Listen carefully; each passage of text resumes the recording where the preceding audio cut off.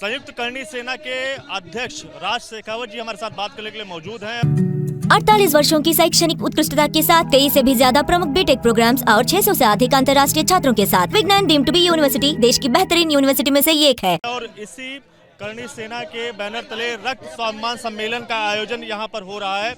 अब इस सम्मेलन के आयोजन के पीछे का मैसेज क्या है? हमारे महापुरुष महाराणा सांगा जी पर एक अभद्र टिप्पणी कुछ दिन पहले ही संसद भवन में हुई। आज जन्म जयंती है। हम सभी आक्रोशित हैं इस भारतवर्ष के समस्त क्षत्रिय और सनातनी।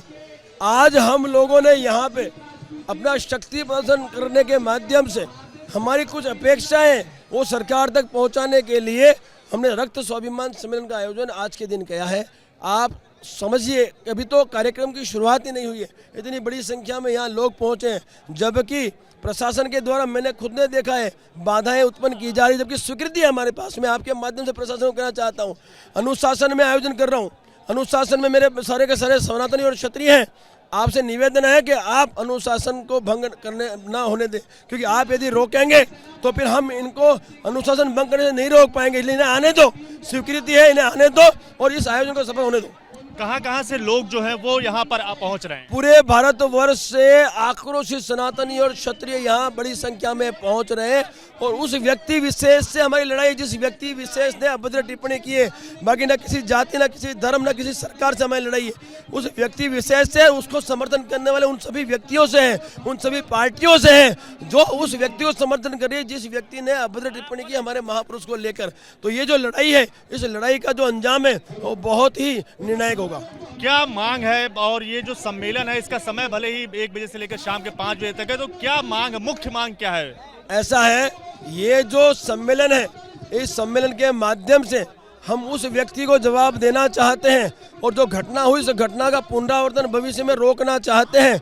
उस घटना को रोकने के लिए इससे बड़ा कोई विकल्प हमें नजर नहीं आया, क्योंकि अब एकमात्र विकल्प हमारे पास है, वो है कुटाई। घर में घुस के कुटाई, हड्डी तोड़ कुटाई, और कुटाई तो इस व्यक्ति की होगी, आज नहीं तो कल होगी और 1,00,000% होगी। हमारे लोग बिल्कुल लगे हुए हैं, कितनी भी सुरक्षा वो ले ले, आज नहीं तो कल उसकी सुरक्षा में चूक होगी और हम उस दिन हमारा काम कर लेंगे। एक सवाल ये भी बनता है, चूंकि लोकतंत्र का शासन है भारत में, तो लोकतंत्र की लड़ाई कानून के रास्ते से लड़ी जाती है, हाथापाई से नहीं लड़ी जाती, तो उस पर आपका क्या? ऐसा है,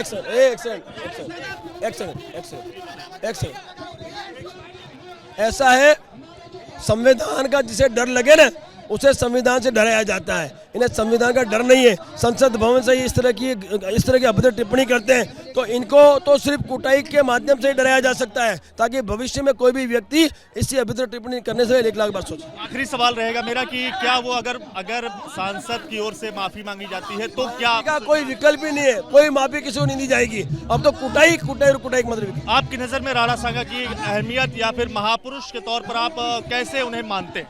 साहब, महाराणा सांगा हमारे भगवान है, हम सबके भगवान है।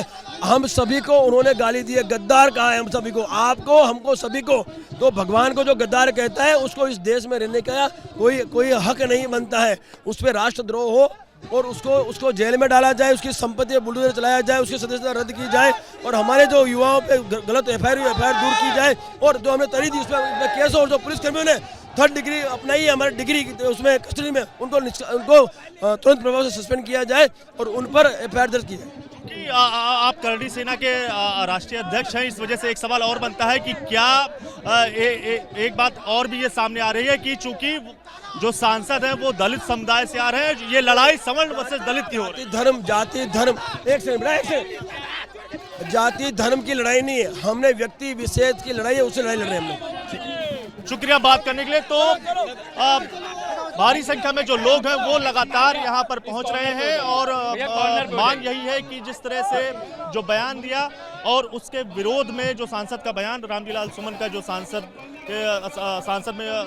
के तौर पर उन्होंने संसद के अंदर जो बयान दिया, उसको लेकर कड़ी आपत्ति जताते हुए करनी सेना के लोग राष्ट्रीय अध्यक्ष खुद नजर आ रहे हैं और साफ तौर से जिस तरह की घटना 26 मार्च को ही उसी को दोहराने की बात भी उनकी ओर से की जा रही है।